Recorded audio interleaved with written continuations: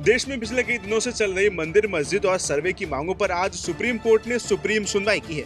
Court ने पूजा स्थल अधिनियम 1991 यानी प्लेसेस ऑफ वर्शिप एक्ट 1991 की कुछ धाराओं की वैधता को चुनौती देने वाली कई जनहित याचिकाओं यानी पीआईएल पर सुनवाई की।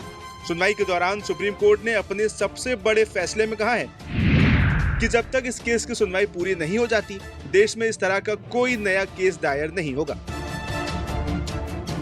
साथ ही कोर्ट ने केंद्र सरकार को 4 हफ्तों में जवाब दाखिल करने के लिए भी कहा है। बता दें कि इस केस की सुनवाई सीजेआई संजीव खन्ना, जस्टिस संजय कुमार और जस्टिस केवी विश्वनाथन की बेंच कर रही है। बता दें कि ये कानून 15 अगस्त 1947 को पूजा स्थलों के स्वरूप को बदलने या उन्हें वापस पाने के लिए मुकदमा दायर करने पर रोक लगाता है। ऐसे में आज कोर्ट में क्या क्या हुआ और कोर्ट ने सुनवाई में क्या क्या अहम बातें की हैं, आपको पहले उसके बारे में बताते हैं। दरअसल आज की सुनवाई में सुप्रीम कोर्ट ने जो 3 अहम आदेश दिए हैं और जिनके बारे में आपको जानना बहुत जरूरी है, उसमें पहला आदेश ये है कि कोर्ट ने कहा कि ज्यादातर मामले कानूनी हैं। हम चाहते हैं कि केंद्र का पक्ष भी रिकॉर्ड में लाया जाए। केंद्र ऐसे अकाउंट से कॉपी अपलोड करे जिससे उसे डाउनलोड किया जा सके। केंद्र हमें 4 हफ्ते में हलफनामा दे। वह इसके बाद सुप्रीम कोर्ट ने कहा कि प्लेसेस ऑफ वर्शिप एक्ट पर अगले आदेश तक कोई केस रजिस्टर्ड नहीं किया जाएगा। जब तक हम इस केस को सुन रहे हैं तब तक देश भर में इस तरह के नए मामले नहीं सुने जाएंगे। वहीं तीसरे और आखिरी आदेश में कोर्ट ने कहा है कि भोजशाला, ज्ञानवापी, संभल जैसे मामलों में सुनवाई तो चलती रहेगी, लेकिन उस पर कोर्ट अभी कोई फैसला नहीं देगा, यानी 4 हफ्ते तक आदेश देने पर रोक लगाई गई है।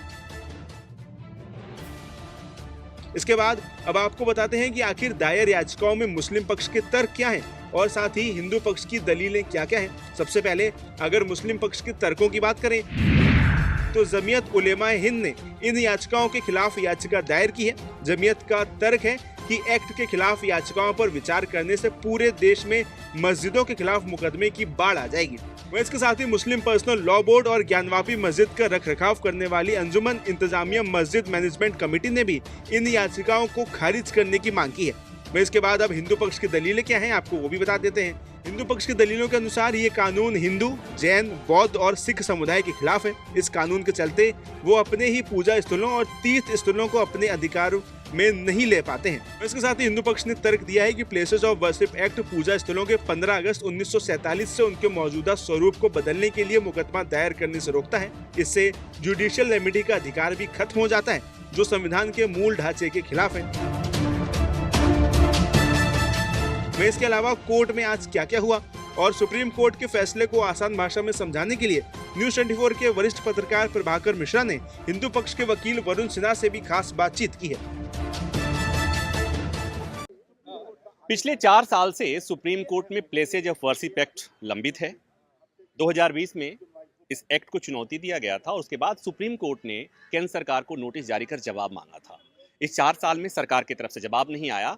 आज जब सुनवाई के लिए बेंच बैठी, केंद्र सरकार की तरफ से सॉलिसिटर जनरल ने कहा कि इस मामले में केंद्र सरकार अपना जवाब दायर करना चाहती है और सुप्रीम कोर्ट ने केंद्र सरकार को 4 हफ्ते में अपना जवाब दायर करने को आदेश दिया है। इसके अलावा भी सुप्रीम कोर्ट ने कुछ आदेश दिया है। हमारे साथ इस मामले में याचिकाकर्ता के वकील वरुण कुमार सिन्हा जी हैं। उनसे उस पूरे आदेश को समझने की कोशिश करेंगे। सर, आदेश बताएं कि क्या था।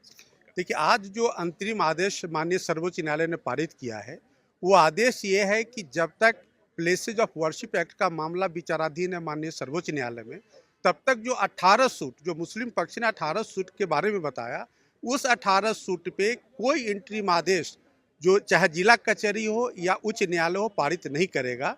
और वो जो अंतरिम आदेश है वो इंक्लूड करेगा सर्वे के आदेश को भी।